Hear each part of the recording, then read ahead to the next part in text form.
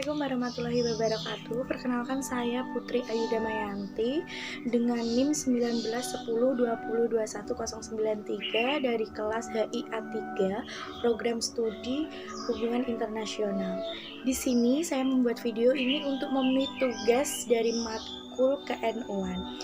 Di sini saya akan menjawab 3 pertanyaan yang sudah disediakan. Yang pertama yaitu jelaskan bagaimana Mbak Bisri Samsuri mempunyai ide merintis dan mengembangkan pesantren putri. Serta di sini saya akan melakukan analisis fenomena dengan teori feminisme. Yang pertama yaitu upaya Kiai Mbah Bisri merintis pondok pesantren putri Mabaul Ma'arif disetujui oleh Kiai Haji Hasyim Asy'ari. Ide-ide yang membuat Mbah Bisri gigih untuk merintis pondok pesantren putri ini dikarenakan banyaknya alasan, yaitu karena penjajahan telah membawa budaya barat yang berbeda dengan budaya setempat, sehingga secara moral masyarakat setempat dianggap telah bobrok akhlaknya, kekejaman di mana-mana, moral para wanita menjadi rusak dan wanita menjadi binal dan tidak mau menerima bimbingan. Yang dilakukan oleh Kiai Bisri ini menjadi sangat penting karena dengan hadirnya pesantren putri Muslim di Indonesia mempunyai kesempatan yang sama dengan laki-laki untuk belajar agama Islam. Perempuan harus memiliki bekal pengetahuan Islam yang cukup karena kelak dia akan menjadi pendidik utama bagi anak-anaknya. Perempuanlah yang memiliki adil untuk yang sangat tinggi untuk mengajarkan tauhid dan akhlak kepada generasi penerusnya. Akhlak perempuan yang menjadi ibu dan istri inilah yang akan menentukan apakah seluruh anggota rumah hidupnya itu tenang atau resah. Hal ini dikarenakan perempuan membawa aura yang sangat besar dalam rumah tangganya. Untuk itu perempuan harus terdidik secara Islam maupun umum. Perkembangan pesantren putri sangatlah pesat. Perubahan status dari swasta menjadi negeri ini dikabulkan oleh pemerintah atas dasar konsensus antara pimpinan pondok pesantren Mabaul Ma'arif dengan pimpinan Universitas Wahid Hasyim Asy'ari Jombang. Akhirnya pada tanggal 19 Desember 1973 dibukakanlah Fakultas Usuluddin Unsyari Ma'arif. Analisis fenomena di atas dengan teori feminisme, yaitu feminisme terutama berfokus pada hak perempuan. Teori feminisme ini muncul dari gerakan feminis yang bertujuan untuk memahami sifat ketidaksetaraan gender dengan memeriksa peran sosial dan pengalaman hidup perempuan. Ini telah mengembangnya teori-teori dalam berbagai disiplin ilmu untuk menganggap isu-isu tentang gender. Di sini Mbak Bisri ingin menyatarakan hak wanita dan hak laki-laki, di mana wanita juga harus mendapatkan hak untuk belajar dan mempelajari agama Islam.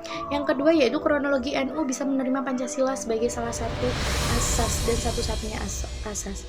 Tokoh yang paling penting yang menjadi arsitek penerimaan NU terhadap Pancasila adalah Kiai Haji Ahmad Siddiq.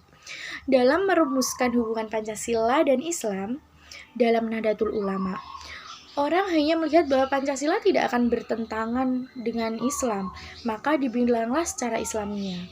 Namun tidak dengan Kiai Haji Ahmad Siddiq. Ia melihat bahwa pola hubungan dan posisi agama dan Pancasila dalam kehidupan bernegara adalah lebih dari itu. Alasan kuat NU menerima Pancasila sebagai asas dalam kehidupan berbangsa dan bernegara yaitu kemaslahatan umat. Tujuan NU adalah berlakunya ajaran Islam yang menganut paham Ahlus Sunnah wal Jamaah untuk terwujudnya tatanan masyarakat yang berkeadilan demi kemaslahatan, kesejahteraan umat, dan demi terciptanya rahmat bagi semesta. Ulama NU dengan keilmuan dan tujuan yang lebih besar atau kemaslahatan akhirnya rela merubah redaksi Piagam Jakarta yang pertama yang berisi ketuhanan dengan menjalankan syariat agama Islam bagi pemeluk-pemeluknya menjadi ketuhanan yang Maha Esa. Analisis teori dramaturgi dari fenomena di atas yaitu dramaturgi Erving Goffman atau teori dramaturgi merupakan sebuah teori yang menjelaskan bahwa di dalam kegiatan interaksi satu sama lain sama halnya dengan sebuah pertunjukan drama. Dalam hal ini, manusia merupakan aktor yang menampilkan segala sesuatu untuk mencapai tujuan tertentu melalui drama yang dilakukannya. Yang menjadi aktor dalam hal ini adalah Kiai Haji Ahmad Siddiq, yaitu beliau pernah menjabat sebagai Rais Am PBNU tahun 1984 sampai 1989, di mana beliau yang berperan penting dalam kronologi tersebut. Yang ketiga, sejalan dengan reformasi politik pasca jatuhnya Presiden Soeharto, muncullah Partai Kebangkitan Bangsa atau PKB, yang merupakan saluran politik dari orang-orang yang berlatar belakangan NU. Tapi NU sebagai jamaah jangan mendukung total PKB, karena hal itu hanyalah sebagian kecil dari NU, dan mestinya NU mendukung semua orang dengan berbagai latar belakang NU yang berada di pantai manapun. Jangan PKB justru kemudian mengekangi NU.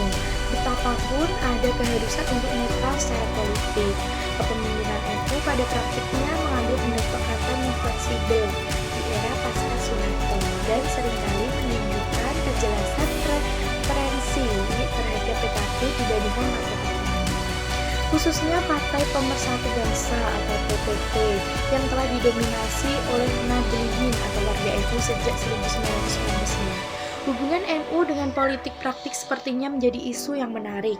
NU mempunyai budaya dan tradisi yang mulia untuk mudah tergoda dan larut dalam politik praktis. Politik NU adalah politik yang berbeda pada tatanan nilai-nilai luhur dan mengedepankan sejarahnya.